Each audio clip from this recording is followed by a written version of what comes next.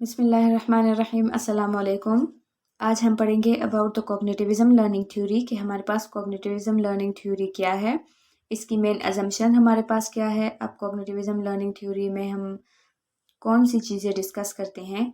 हम फिर Jean Piaget's cognitive developmental stages पढ़ेंगे and after that the classroom implications of cognitivism learning theory. The cognitivist revolution replaced behaviorism in 1960s as the dominant paradigm for understanding the learning process. अब हमारे पास सबसे पहले behaviorism learning theory थी, फिर 1960 में it was replaced by the cognitivist revolution as the dominant paradigm for understanding learning process because the cognitivists believe that the definition of learning as a change in the behavior is too narrow. अब हमारे पास behaviorism में main focus एक तो observable behaviour था and the external stimuli in the environment. हमारे पास main focus सिर्फ observable behaviour और जो स्टिमुलाई है इन द एनवायरनमेंट वो था। उसका जो है तो मेंटल प्रोसेस के साथ कोई भी काम नहीं था। But then the cognitivist believe कि learning as a change in behaviour, कि लर्निंग को सिर्फ हम चेंज इन बिहेवियर नहीं कह सकते, कि हम कहते हैं कि अगर बिहेवियर में कोई चेंज आ गया that is learning because this definition is too narrow. ठीक है। और according to the cognitivist study, जो हमारे पास कॉग्निटिविस्ट है, their main focus is the learner rather than their environment. उनका मेन फोकस लर्नर है रादर देन द एनवायरनमेंट। ठीक है। And in particular the complexities of human memory, मतलब mental process. Cognitivism learning theory में हमारे पास main focus हमारा mental process होता है या मेंटल एक्टिविटीज। अब हमारे पास जो कॉग्निटिविज्म है it grew out of gestalt psychology.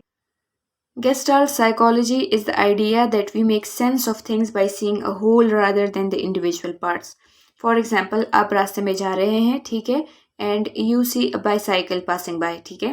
आप देखते हैं साइड पे रोड पे एक साइकिल जा रही है, तो जब आपकी नज़र साइकिल पे पड़ती है you see that as a whole. आप सिर्फ साइकिल देखते हैं, आप ऐसा तो नहीं कहते ना कि दो पहिए हैं, उसके पेडल्स हैं, उसकी जो है तो हैंडल है, ऐसा तो नहीं कहते। You see the cycle as a whole.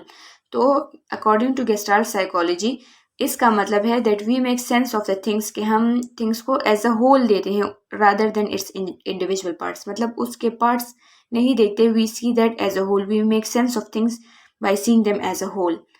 अब जो गेस्टाल्ट साइकोलॉजिस्ट है they criticise the behaviourist for being too dependent on the overt behaviour to explain learning.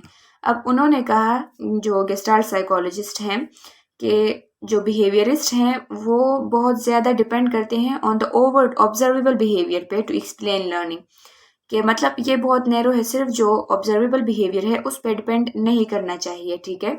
So they propose looking at the patterns rather than the isolated events and जो gestalt views है they have been incorporated into the cognitive learning theory. अब हमारे पास जो cognitive learning theory है ये हमारे पास it evolved from the Gestalt psychology. It was important to open the black box of the human mind in order to understand how people came to learn. अब learning तो है, ठीक है, एक observable behaviour है, वो शो हो गया है to an external stimuli, but it is important to know कि टू अंडरस्टैंड के जो ऑब्जर्वेबल बिहेवियर है वो कैसे सीखा, जो किसी बंदे ने एक चीज़ सीखी है वो कैसे सीखी। ठीक है। Exploring inner mental activities and processes such as thinking, memory, knowing, and problem solving was important and became the focus of educational psychological exploration. अब हमारे पास कॉग्निटिविज्म लर्निंग थ्योरी में जो मेन हमारा फोकस है it became the inner mental activities, जो mental process है it became the main focus, कि हमारे पास जो मेंटल एक्टिविटीज हैं such as thinking, memory, knowing, problem solving, हमारे पास ये कैसे हैं। अगर एक बंदा कोई बिहेवियर या कोई नॉलेज या कोई स्किल लर्न कर रहा है तो कैसे लर्न कर रहा है, उसकी मेंटल प्रोसेस क्या है, मेंटल एक्टिविटीज कौन कौन सी हो रही हैं। मेन अजम्पशंस, अब हमारे पास हम 2 की अजम्पशंस लेते हैं इसकी, that the memory system in an active organised process of information. हमारे पास जो मेमोरी सिस्टम है हम कहते हैं it is an active organised processor of information and prior जो हमारा नॉलेज है it plays an important role in the learning. एक तो हमारा मेमोरी सिस्टम जो है तो एक ऑर्गेनाइज प्रोसेसर की तरह काम करता है, और एक हमारा जो प्रायर नॉलेज है मतलब पिछला हमारा जो पास्ट नॉलेज हमारे पास है एंड एक्सपीरियंस हमारे पास है, it plays an important role in the learning. अब यहाँ पे जो मेन assumptions गिवन हैं, these are that the mental processes involve in the learning are observing, categorising, forming generalisations to make sense of the information provided.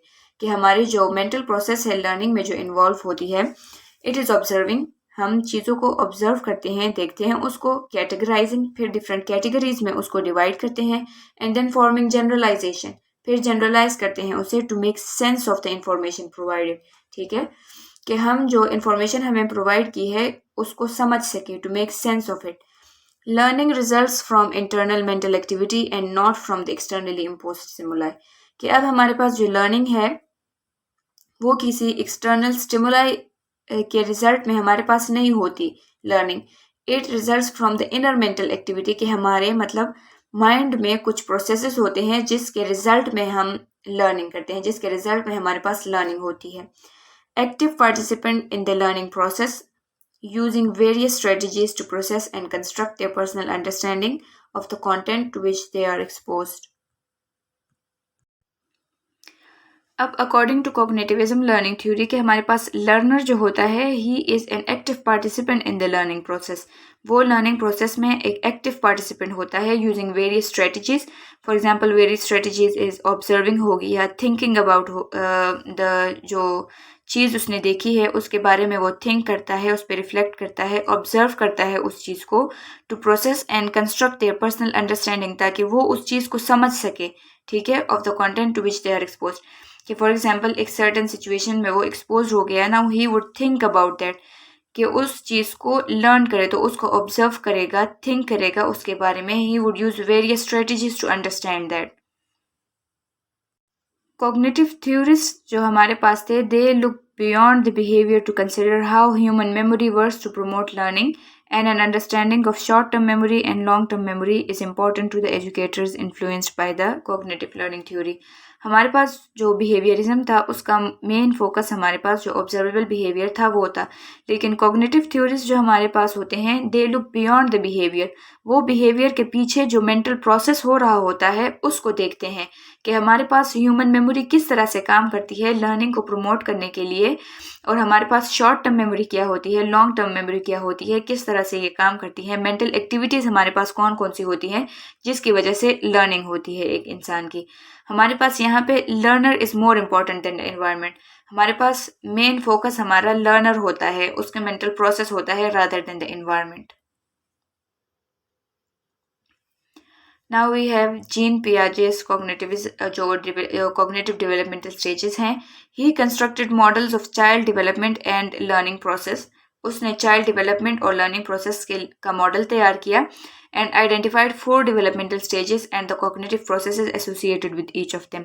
और उसमें फिर उसने 4 developmental stages identify किए, और उन 4 developmental stages में हमारे पास कौन कौन से cognitive process होते हैं वो उसने उसमें फिर लिखे।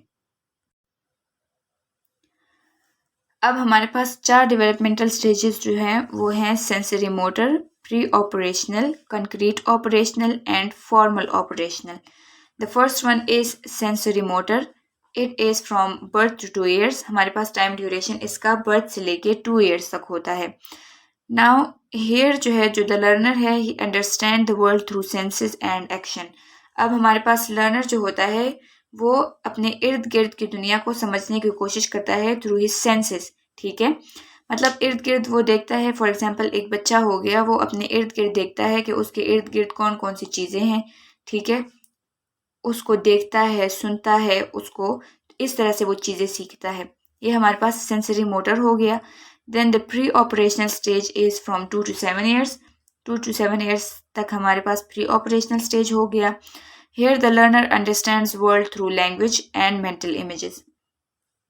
अब हमारे पास फिर उसके बाद बच्चा बोलना स्टार्ट कर देता है, ठीक है, वो डिफरेंट वर्ड्स सीखता है, मेंटल इमेजेस बनाता है, मतलब हमारे पास अब वो चीज़ों के लिए वर्ड्स यूज़ करना स्टार्ट कर देता है। फिर उसके बाद हमारे पास कंक्रीट ऑपरेशनल स्टेज आ जाता है। इसमें हमारे पास जो एज है वो 7 to 12 ईयर्स होती है। And the learner understand world through logical thinking and categories. अब हमारे पास जो लर्नर होता है ही understand the world through logical thinking and categories. वो कैटेगराइज करता है चीज़ों को और लॉजिकल थिंकिंग करता है, लॉजिक रीजन ढूंढता है बिहाइंड द थिंग्स। फिर हमारे पास फॉर्मल ऑपरेशनल स्टेज हो गया। फॉर्मल ऑपरेशनल स्टेज हमारे पास 12 ईयर्स और उसके बाद जो एज होता है उसमें आता है। The learner understand the world through hypothetical thinking and scientific reasoning. अब हमारे पास यहाँ पे एब्स्ट्रैक्ट थिंकिंग जो हमारे पास स्टार्ट हो जाती है एक लर्नर की। ही understand the world through abstract thinking and scientific reasoning. मतलब हर एक चीज़ का साइंटिफिक रीजन ढूंढता है कि अगर चीज़ है तो ये क्यों है हो रही, अगर कोई काम हो रहा है तो क्यों हो रहा है। फॉर एग्जाम्पल अब हमारे पास एक इन्फेंट है, ठीक है, वो अपने इर्द गिर्द चीज़ों को देखेगा लेकिन समझ नहीं पाता, ना वो नेम दे सकता है कि ये हमारे पास डॉग है, ये कैट है, ये हॉर्स है, ये चेयर है। वो सिर्फ सेंसेस के थ्रू देख सकता है अपने इर्द गिर्द की चीज़ों को and understand the world through the senses, बस उसके सेंसेस। अब प्री ऑपरेशनल स्टेज में हमारे पास 2 to 7 ईयर्स में बच्चा थोड़ा सा बड़ा हो गया, ठीक है, और उसने किसी कैट को देख लिया। अब वो लैंग्वेज और मेंटल इमेज अपना बनाएगा, ठीक है, कि इसके 4 पाँव हैं, इसकी जो है तो दुम है, इस पे बहुत सारे बाल हैं, ठीक है। अब उसने डॉग को देख लिया, उसके भी जो है तो 4 पाँव हैं, उसकी भी जो है तो दुम है, ठीक है, उस पे भी बहुत सारे बाल हैं। उस according to his mental image उसके लिए ये डॉग और कैट दोनों सेम होंगे। He won't be able to categorize it. फिर कंक्रीट ऑपरेशनल स्टेज में he understand the world through logical thinking and categories. अब वो इतना बड़ा हो गया है that he can differentiate between a cat and a dog, कि ये हमारे पास, ठीक है, दोनों के तो 4 पैर हैं, उसकी जो है तो दुम भी है, उसकी टेल भी है, उस पर बहुत सारे बाल भी है, लेकिन ये हमारे पास कैट है और ये दूसरा हमारे पास डॉग है। So he would be able to categorize it.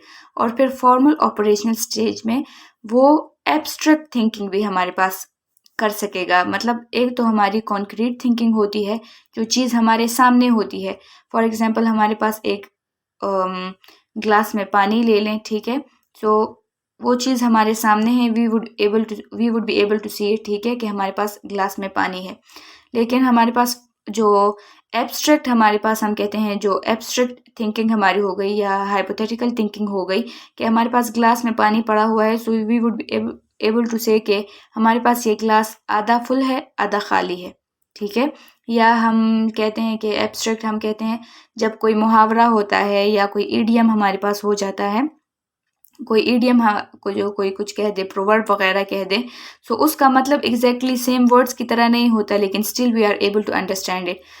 मतलब जब हम कहते हैं कि बार्किंग डॉग सेल्डम बाइट, ये हमारे पास अब ईडियम हो गया। इसका मतलब तो ये होता है कि जो डॉग्स बार्क करते हैं बहुत ज़्यादा, वो काटते नहीं हैं ज़्यादा, लेकिन हमें पता है कि इसका मतलब एग्जैक्टली एज इट इज़ नहीं है, इट मीन्स समथिंग एल्स, ठीक है। या हम कहते हैं कि माइट इज़ राइट, जिसकी लाठी उसकी बैंस। अब इसका तो ये मतलब नहीं कि जिसके पास लाठी होगी उसकी बैंस होगी, लेकिन we are able to understand it. हम एब्स्ट्रैक्ट थिंकिंग करते हैं, हम उसको जो है तो समझने की कोशिश करते हैं।